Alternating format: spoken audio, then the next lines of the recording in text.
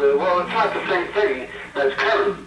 And I'd be interested in knowing how we're doing currently, so I have an idea of how much the delinquencies are, because we never seem to get that straight. But if the numbers are there, and we only calculate the numbers that are due for the month of April in this case, and then anything extra that's collected because of good collections, that I believe should be a separate figure. Is that possible to present to us? Yes, I can speak with the accounting division, and we can work on getting something like that together. It will take a little bit of time. Hopefully we can do that by next meeting for you. I just reserve that it may not be done by next meeting, but I'll try to do that. Well, I'm assuming that they're really two separate income streams. I mean, when you get something that's coming in based on a delinquency, there's costs involved. It's a completely different income stream. When you're getting it in for just what is due, I don't see how those two things could be mixed. On a daily basis, that should be available. I don't know what's confusing about that. Yes, I understand that, but from the auditing standpoint, they don't differentiate that. When you asked me that during the 2012 audit process, I did speak with our auditor, and the auditor did say that wherever it goes, it goes. There's no such thing as a collected revenue line from delinquency. It all goes to the line items it's supposed to go to. But with that being said, that doesn't mean that we can't go. With that being said, that doesn't mean that we can't go back and put in a report how much money was collected, and then you just subtract it from whatever that line item was, and then you'll know the answer. Again, I don't know what that has to do with an auditor. An auditor is something that happens way at the end of the process. That has to do with just the receipt of funds. And when you receive the funds, if it's just normal receipts for the month, that should certainly be in a separate category than funds that are received from collection agencies. So I don't see what that has to do with auditing. That only has to do with income. So again, I would appreciate it if that would be separated. It would be much more meaningful to me. That's question number one. And question number two, we're all excited about the $32,000 overage in income over expenses, but I'm looking at the statement here, and I see there's 0 for legal fees, and there's 0 for collection fees, and that's not possible. Yes, we don't have any collection fees. Because I happen to know of collection fees, and I have a letter from Mr. Trapani indicating collection fees in the month of April. So I just don't understand that, how we can have 0 legal fees and 0 collection fees, meaning we didn't collect anything, or at least we weren't charged for collection in the month of April. That doesn't make any sense. And I'm asking you rather than asking Mark, because Mark is not there. He's on the end of the phone like I am, and it may be harder to hear him. But I don't understand those zeros. You talk in your report about roof repairs and cleaning the roof and everything, and yet I see in the actual money spent, roof repairs is 0. There's nothing in roof repairs. And then I see in payroll, you have a significant amount of salary differential, much less this month in April, $15,000 less, and yet you have a burden on that less salary expense that's $10,000 more than budgeted. That also doesn't make any sense to me, and I'm just bringing it to your attention because maybe there is explanations for that. But I just received this statement half an hour before the meeting. I've asked for it since last month at our last meeting, and that's why I'm asking, because the numbers that are being presented in the Treasurer's report are totals, and they really don't have any meaning to me without the backup. So I don't want to belabor the point, and I know I don't want to, it's already been a long meeting because of the attorney's 46-minute presentation.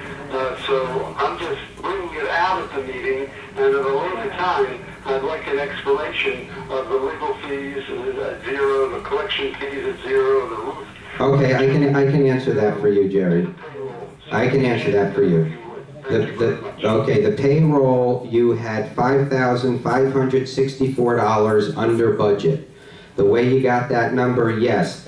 You had a burden which was under $10,000 and a salary over $15,000. All that is in the corporate office is an allocation. The allocation that was put to salaries and that was put to burden were flopped. But the total, when you add the salary and you add the burden, the total is $5,564. And you're correct. I just received these numbers as well because I have to pull them out. I am going to be sitting down with them tomorrow just to differentiate and to reclassify salary and burden. But those numbers, the bottom number is correct. You were $5,564 under. However, the burden, taxes and all that versus the salaries, those we have to go line by line to find where they were misclassified. When you get that straightened out, because that really doesn't make any sense to me in the big numbers. Absolutely. All right, fine, no problem. I just wanted to bring it up since you were the one that no problem. About the treasurer's report. You got it. Thank you very much. Okay. Okay, thank you. Next item is the Sales and Leasing Committee report.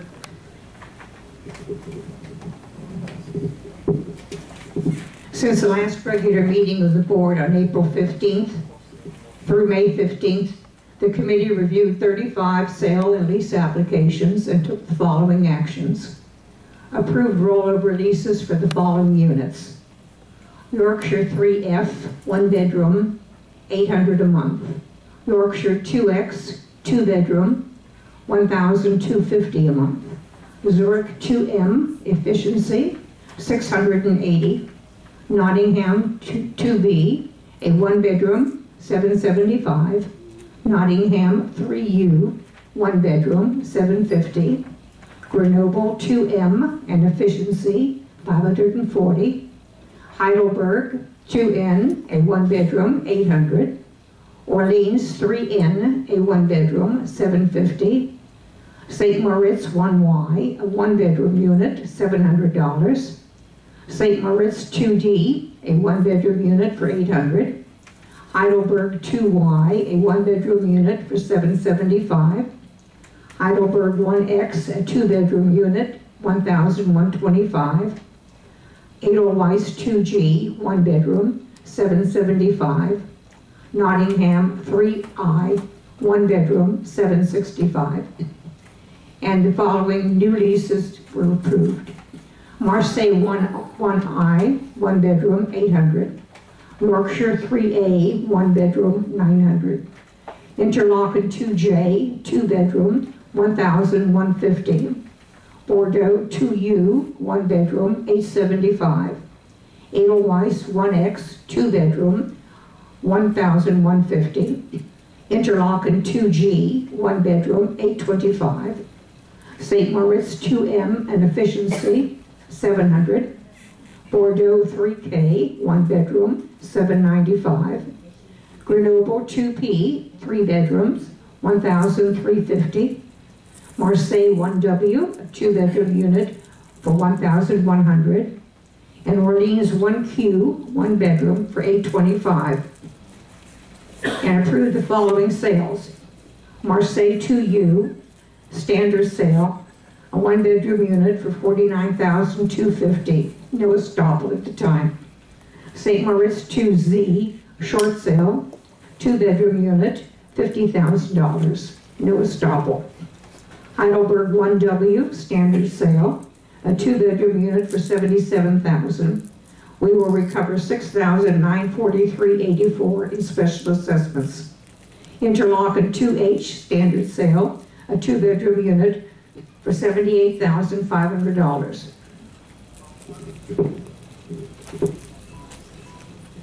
Excuse me. Grenoble 1A, standard sale, a 1 bedroom unit for $46,900. We will recover $5,091.84 in special assessments. Zurich 2A, standard sale, a 1 bedroom unit for $52,000, no estoppel. Marseille 2S short sale, 1-bedroom unit, $45,000, no estoppel. Bordeaux 1M standard sale and efficiency, $44,000, no estoppel. Zurich 1U foreclosure sale, 1-bedroom unit for $44,000, no estoppel. Interlaken 2E standard sale, 2 bedrooms, $88,000, no estoppel. The committee would appreciate a motion to accept the report as presented and ratify the actions of the committee. I do a motion. I'll make a motion to accept it. Okay. Sandy makes a motion. I'll second.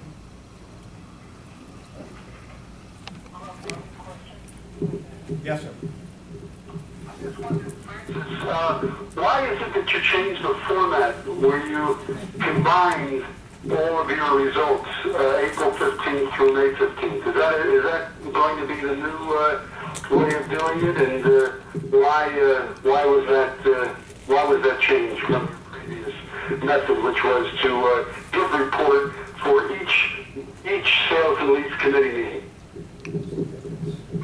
Yes, this is going to be the new form, and the committee is not having formal meetings. The committee members review the applications and make their decisions, and these are compiled it'll be compiled for a monthly report. That's what I understood you to say? Correct. No formal meeting. I'll respond for the moment. There was a time in the past when each committee member came to the office, reviewed the application and voted yay or nay, and then when all the committee members reviewed the application and voted, that completed the review process. So that's the way it's being done now. So there's no formal meeting that owners can attend. Is that what I understand? That's correct. Allowed. I believe it is allowed, yes, otherwise we wouldn't be doing it. Because I've noticed in the past that sales and lease committee meetings were always noticed on the bulletin board, so that, I'm assuming, so that people could attend. I've been to some of those, and some of them, are interesting. But now you're saying there will be no committee meetings, even though there have been committee meetings in the past, and you're telling me that's allowed. Yes, it is allowed, and we had done this procedure in the past also. And this is now the procedure we are essentially going back to. Jerry, if I may interrupt for a moment, Frances came to me, I think it was last month or so. She had a little issue with getting members to be able to come together time-wise. And she asked me, how is she able to get this done without being, because people weren't either able to come when she could do it or when other people could do it. And as long as they were independent and they didn't sit together, then it is perfectly legal for them to come one at a time, review the applications, and then just check off if they agree or they disagree, as long as they're not sitting together, of course establishing a quorum and having that meeting. And that's the reason why initially she went this route, because they were having a difficulty getting people together. I'm not talking about them, the committee members. I'm talking about the owners that in the past have attended those meetings in case there was some good information that was short or a form that wasn't complete.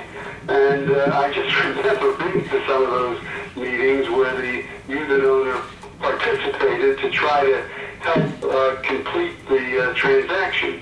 Now you're telling me that it's strictly a behind-the-scene thing, approval or not approval, and I'm just wondering, ever since I've been there, way back to 1999, there was always sales and lease committee meetings that were open to owners. Now you're telling me there are no sales and lease committee meetings, that everything is done in the office as the committee members have an opportunity to review individually the requests. That's what you're telling me, and you're telling me that's proper and okay, correct? I'll just make one comment. I specifically remember in the past when this procedure was followed. This is not the first time we're doing this. This has been followed before. I wouldn't know that. You would know better than I, since you were on the committee. But when I was involved, this was never done in the back room. This was always a committee meeting. So you're telling me that this is a process that has been done, and now it's the process that's going to be done going forward. That's my understanding, correct? That's correct. I see. Thank you. So we need a call the roll on accepting the report. Holly Goslin? Yes. Francis Mesereau, yes. Mark Richmond? Yes. Sandy Best? Yes. John Labriola? Yes. Gerald Miro? Yes. Marvin Chow? Yes. Unanimous. Next item on the agenda is the laundry rooms. Jason? Good evening again. Okay, we did have, we have a lot of interest in people talking about the laundry rooms. The reason why it was requested and it was agreed to be placed on the agenda is because we do have units that butt up against the laundry rooms. We have 6 in each of the 11 buildings. We have complaints of noise. We have complaints of it being dirty. We have complaints after hours usage. At one point, they locked 2 of the buildings, Edelweiss and Heidelberg. If you recall, a few meetings ago, it was placed on the agenda because there were people who were upset that they were actually unlocked because people were leaving garbage outside, creating it, the place to be dirty. And when it came to the board, they voted to either lock or unlock them all, and they decided to unlock them all. Since then, we still have had complaints of people breaking the rules, of course, going in after the hours of 10 or before the hours of 7 a.m., using the machines, dropping bottles and such, making a lot of noise. One of the potential solutions that we thought of is putting a timer on the electric for the machines to kill the electric from 10, and it automatically will be put back on at 7, so that we don't have to have people leaving garbage outside and you still have the rooms open. Unfortunately, that would damage the machines, so we can't do that. We did receive letter and calls from our laundry company who we are in contract with. Jason, can I interrupt for a Yeah. second? The battery in your phone just died. Who was on it? Jerry. Okay. If I can get a, okay, he's gonna get a phone. Okay, sorry. Want to pause until Yeah. we get, let's pause, yeah, okay.